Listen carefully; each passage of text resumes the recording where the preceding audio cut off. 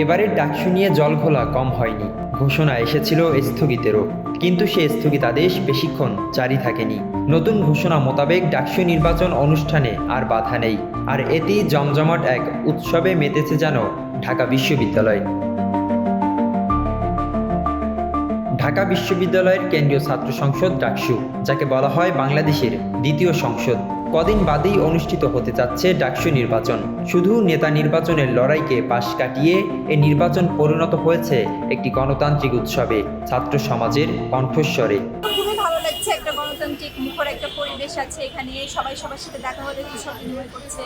শিবির বলেন বা ছাত্র দল, স্বতন্ত্র, সবাই খুব মিলেমিশে এনজয় করতেছে জিনিসটাকে। যতগুলো বাস আছে প্রত্যেকটা বাসে সবাই হচ্ছে লিফলেট দিচ্ছে, নিজেদের ইশতেহারগুলো ব্যাখ্যা করছে। আবার আমরা যারা আবাসিক শিক্ষার্থী আছি, আমরা যখন সন্ধ্যার পরে হলে ক্যাম্পাসে ফিরে যাচ্ছি, তখন 12টা পর্যন্ত আমাদের রুমে সবাই আসছে। যারা কেন্দ্রীয় সংসদে দাঁড়িয়েছে তাদের হয়ে হলে, মেয়েদের হলে আপুরা প্রচারণা করছে, রুমে আসছে, লিফলেট বিতরণ করছে। সর্বশেষ ডাকসু নির্বাচন হয়েছিল 2019 সালে। প্রায় 6 বছর পর আবারও অনুষ্ঠিত হতে যাচ্ছে ডাকসু নির্বাচন।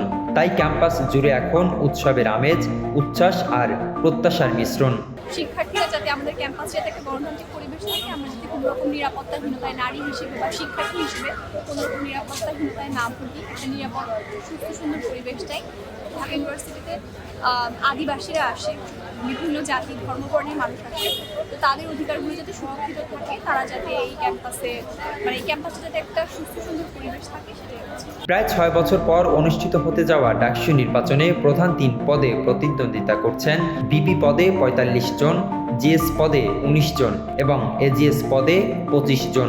সব মিলিয়ে মোট 471 জন প্রার্থী এবার প্রতিদ্বন্দ্বিতা করছেন ডাকসুর 28টি গুরুত্বপূর্ণ পদে। ভোটারদের চাওয়া পাওয়ার শীর্ষে রয়েছে ডাকসু যেন শুধু নেতা তৈরির কারখানা না হয়। শিক্ষার্থীরা চান নির্বাচিত প্রতিনিধিরা হবেন তাদের কণ্ঠস্বর, যারা মুক্তিযুদ্ধের চেতনা ও জুলাই চেতনা ধারণ করে ক্যাম্পাসে কাজ করবেন। আমাদের অনেক সমস্যায় আছে, যেমন আবাসন সংকট আছে, খাওয়া দাওয়ার সমস্যা আছে। তো আমি চাই যে তারা শুধুমাত্র নেতা হওয়ার জন্য না, এইসব সমস্যা সমাধান করার কাজ করবে।